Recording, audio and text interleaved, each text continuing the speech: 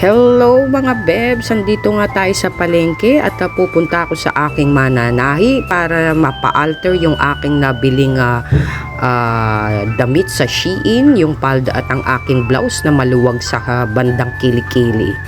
And shout out dyan sa mga KBB, ang kapisana ng broadcaster ng barangay. At ayan si ate, ang aking mananahi, ay ang bilis na matapos. Natapos na niya. So ayan, okay na yung sa parting kilikili niya.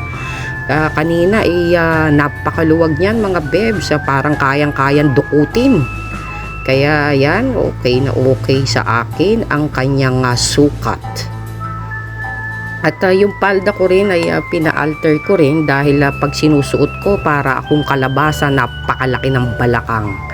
Gusto ko mga slim type lang dahil slim lang naman talaga ako.